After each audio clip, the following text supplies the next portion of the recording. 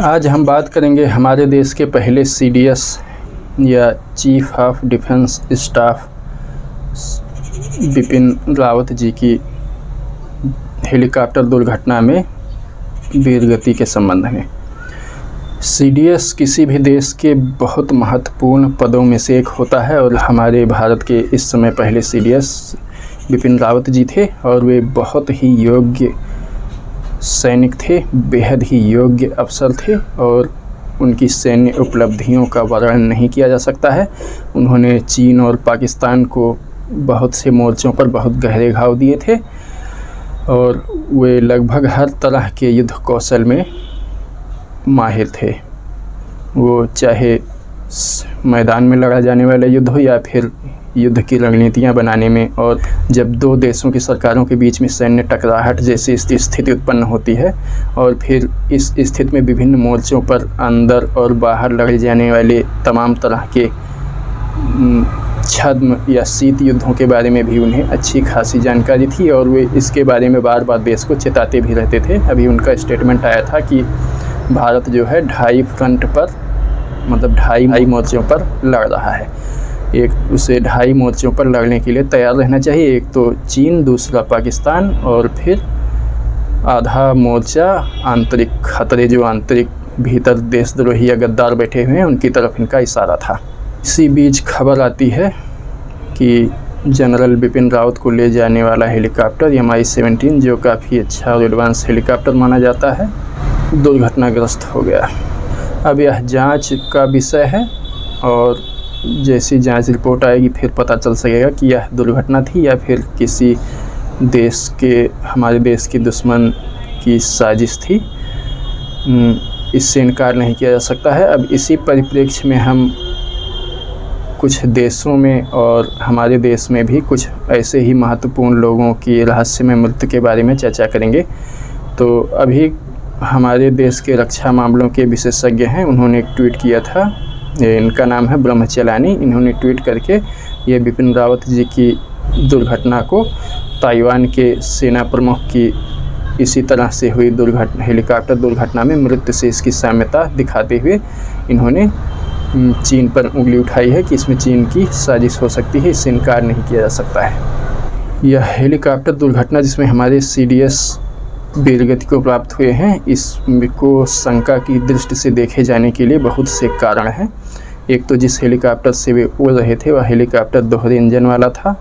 इसमें एक इंजन अगर फेल होता है तो दूसरा काम करना शुरू कर देता है, दूसरा इंजन काम करना शुरू कर देता है। इसके बाद भी अगर दोनों इंजन भी किसी समस्या का शिकार होते हैं तो यह हेलीकॉप्टर ग्लाइडर की तरह से ज़मीन पर उतारा जा सकता है। इसमें नाइट विजन की क्षमता थी, इसमें हथियार भी ढोए जा सकते हैं। इसको हथियारों से सुसज्जित करके आक्रमण करने वाले और सैन्य सामान को ढोए जाने वाले हेलीकॉप्टर की तरह भी इसका उपयोग किया जा सकता है।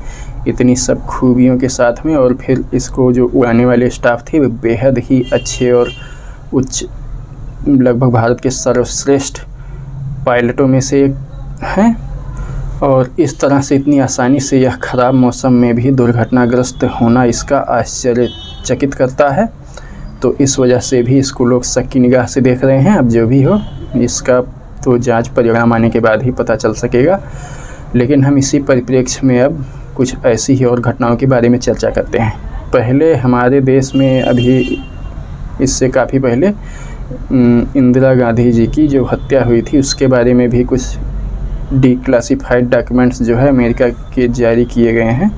उससे पता चलता है कि आप नेट पे सर्च करिए, थोड़ा सा होमवर्क करिए, आपको पता चल जाएगा कि इसमें जो है अमेरिकी CIA अपने देश की सरकार को रिपोर्ट दे रही थी कि अगर इंदिरा गांधी की हत्या हो जाती है तो फिर उनके बाद में इस देश पर जो बैठेगा वह भारत को किस दिशा में ले जाएगा, क्या वह भारत अमेरिकी हितों के अनुकूल होगा या नहीं। इस तरह से तमाम चर्चे उन्होंने अपने देश को, ये अधिकारियों को CIA वालों ने भेजे हैं। इस तरह की काफ़ी रिपोर्टें।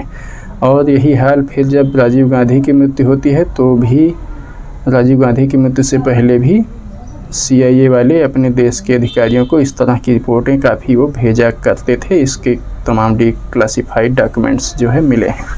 और इसके बाद उन्होंने अंदाज़ा भी लगाया था कि इसके बाद कौन कौन बैठेंगे प्रधानमंत्री की कुर्सी पर। तो इस तरह के जो है अपने हितों के अनुकूल सरकार बनाने के लिए इंटेलिजेंस एजेंसियां जो हैं विश्व शक्तियों की तमाम देशों में ऐसे अभियान चलाया करती हैं और इससे इनकार नहीं किया जा सकता है। और इधर लगभग 2008 से लेकर 2013 तक लगभग भारत के बहुत से 11-12 परमाणु वैज्ञानिकों की रहस्यमय परिस्थितियों में हत्या हुई है, या फिर अब जांच में तो आत्महत्या बताया गया है, लेकिन तो उनकी ऐसी रहस्यमय परिस्थितियों में मृत्यु हुई है कि कान खड़े हो जाते हैं उनका विवरण देखकर।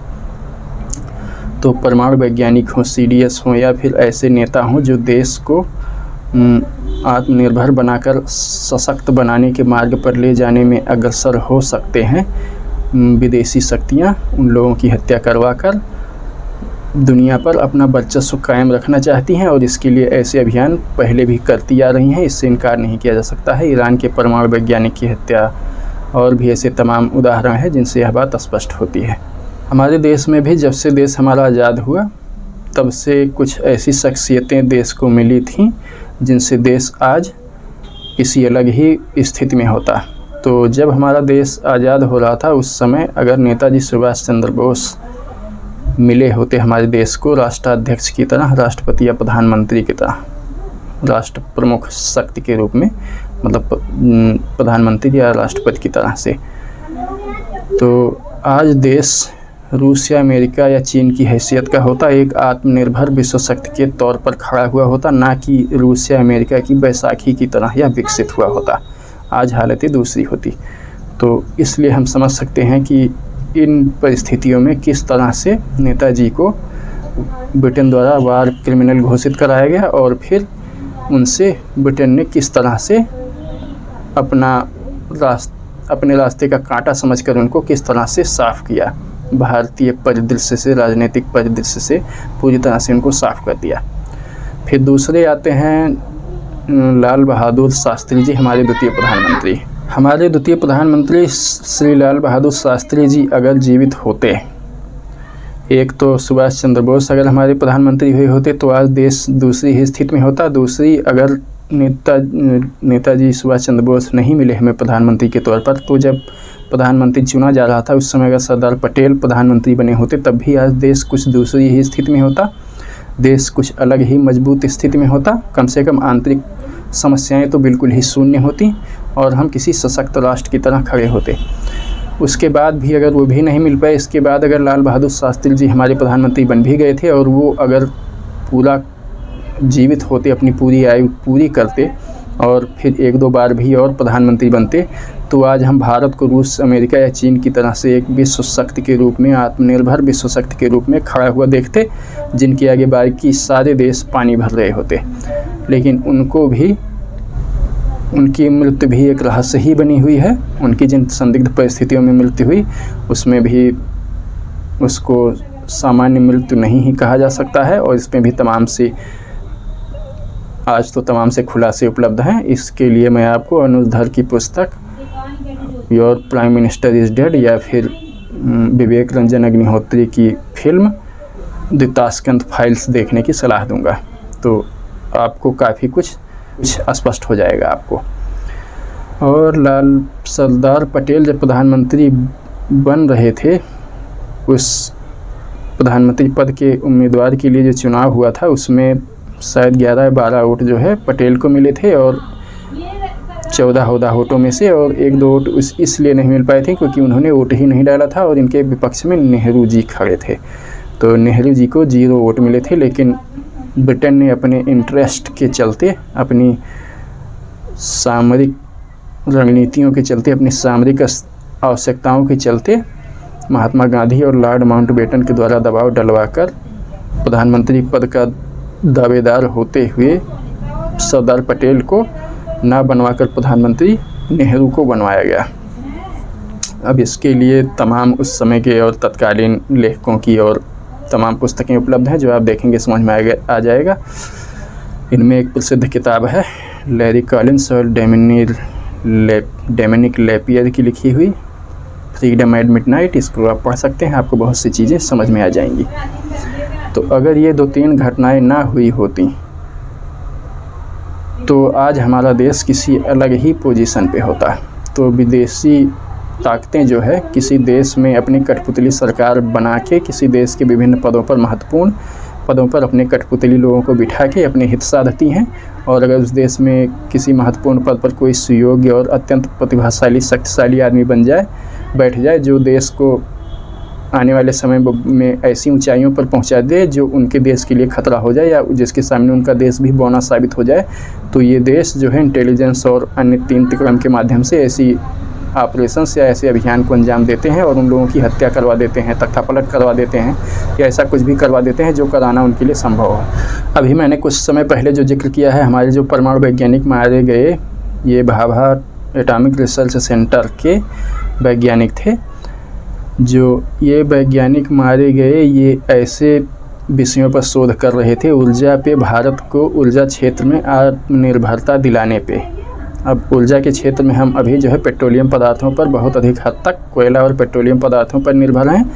और अगर हम कोयले से या पेट्रोलियम पदार्थ से अगर हम इंडिपेंडेंट हो जाते हैं तो हम अमेरिकी अर्थव्यवस्था के चक्रव्यूह से बाहर हो जाएंगे। अब ये परमाणु वैज्ञानिक और जो शोध कर रहे थे, ये ऊर्जा क्षेत्र में भारत को आत्मनिर्भर बनाने और फिर तमाम परमाणु शक्तियों से देश को संपन्न करने पे काम कर रहे थे। इनकी विभिन्न तरीके से इस समयावधि में 2009 से 2013 के आसपास जो है इनके बीच में इनकी हत्या कराई गई। 11-12 परमाणु वैज्ञानिक थे। तो इनके रहते भी देश को बहुत लाभ होता और देश बहुत ऊंचाइयों को छूता। तो इनकी हत्या में भी जो है विदेशी शक्तियों के हस्तक्षेप से इनकार नहीं किया जा सकता। विदेशी षड्यंत्र या फिर अभियान रहा हो, इससे इनकार नहीं किया जा सकता। और हमारे परमाणु वैज्ञानिकों की हत्या भी पुरानी नई नहीं है। इनकी भी एक थे डॉक्टर होमी जहांगीर भाभा, ये भी लाल बहादुर शास्त्री के साथ मिलकर परमाणु बम बनाने में लगे हुए थे। भारत उस समय 1960 के दशकों में परमाणु बम बनाने में सफल हो जाता अगर उनकी विमान दुर्घटना न हुई होती। इधर फिर अब किसी अमेरिकी पब्लिशर ने या अमेरिकी किसी पत्रकार ने भूतपूर्व CIA अफसर से बातचीत का ब्यौरा देते हुए लिखा है कि उनकी हत्या में शायद, अब उसको हत्या कह रहे हैं, होमी जहांगीर भाभा की हत्या में अमेरिकी CIA का हाथ था। तो इस तरह की तमाम बातें इससे पहले भी हमारे देश में और फिर अन्य देशों में होती आ रही हैं। अभी ताइवान में ही हेलीकॉप्टर क्रैश, हमारा तो MI-17 था, उनका जो है यमहाक हेलीकॉप्टर था, इसमें भी उनके सैन्य प्रमुख जो है मारे गए। और जब चीन से भारत से लड़ाई हुई थी, उस लड़ाई के ठीक पहले भारत के बहुत से सेनाध्यक्ष ऐसे ही दुर्घटना में, विमान दुर्घटना में या किसी दुर्घटना में ऐसे ही मारे गए थे और भारत को बहुत ही सामरिक क्षति पहुंची थी। और उसके बाद फिर चीन से भारत का युद्ध या टकराव हुआ था और फिर हमको काफ़ी क्षति उठानी पड़ी थी उसमें। तो इन सब घटनाओं को देखते हुए हमारे प्रथम CDS जो अत्यंत ही जांबाज और बहादुर सैनिक योद्धा थे और आमने सामने खुले मैदान पर इनका या युद्ध की स्थिति में इनका मुकाबला करना शायद ही कोई देश कर सकता हो। मुझे नहीं लगता कि विश्व की किसी भी सेना में इतनी क्षमता थी जो आमने सामने के मुकाबले में इनसे पार पा सके। तो इससे इनकार नहीं किया जा सकता है कि इसमें किसी विदेशी शक्ति का हाथ हो। और भारतीय सेना वैसे ही विश्व की सबसे शक्तिशाली सेना है। यह जब द्वितीय विश्व युद्ध समाप्त हुआ था तो फिर ब्रिटेन, अमेरिका सहित पूरी दुनिया को इसका एहसास हो चुका था। इसलिए जो है भारत को आज़ाद करते समय इन्होंने सेना की छटनी आरंभ कर दी और फिर हमारे सैन्य बल को बहुत कम कर दिया और देश का बंटवारा जब भारत पाकिस्तान किया तो वहाँ भी सैनिकों का बंटवारा कर दिया। और इस तरह से देश को जो बहुत ही उच्च सैन्य स्थिति में था, इसको एकदम से बर्बाद करने की हालत पे लाके छोड़ा। तो ये विदेशी ताकतें जो अपने आप को विश्व का दादा समझती हैं, ये ऐसी स्थिति में बने रहने के लिए कोई दूसरा देश शक्तिशाली होकर इनके लिए चुनौती न बन सके, ऐसे अभियान किया करती हैं। इसलिए भी तमाम सामरिक एक्सपर्ट जो है हमारे पहले CDS की मृत्यु को एक अंतर्राष्ट्रीय साजिश या फिर इंटेलिजेंस अभियान बता रहे हैं और तमाम थ्योरीज दे रहे हैं। आप इधर तमाम न्यूज़ स्रोतों और फिर YouTube तमाम वीडियोज़ में देखे ही होंगे। तो हम ऐसी स्थिति में हम तो यही कहेंगे कि अपना आत्मबल बनाए रखिए और अपने देश के साथ मजबूती से खड़े रहिए और एक योग्य जिम्मेदार नागरिक होने का अपना कर्तव्य निभाइए। यही हमारे लिए हमारे पहले CDS को सच्ची श्रद्धांजलि होगी। जय हिंद। स्वर्णिम विजय पर्व के अवसर पर मैं भारतीय सेना की सभी बहादुर जवानों को हार्दिक शुभकामनाएं देता हूं। भारतीय सेना की 1971 की लड़ाई में जीत की 50वीं वर्षगांठ को हम विजय पर्व के तौर पर मना रहे हैं।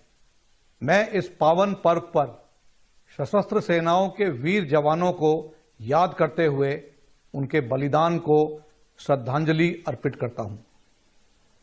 12 से 14 दिसंबर तक इंडिया गेट पर विभिन्न प्रकार के कार्यक्रमों का आयोजन किया जा रहा है। यह बड़े सौभाग्य की बात है कि विजय पर्व अमर जवान ज्योति की लौ की छाव में आयोजित किया जा रहा है, जो कि हमारे वीर शहीदों की याद में स्थापित की गई थी। हम सभी देशवासियों को इस विजय पर्व के जश्न में सम्मिलित होने के लिए आमंत्रित करते हैं। अपनी सेनाओं पर है हमें गर्व, आओ मिलकर मनाएं विजय पर्व। जय हिंद।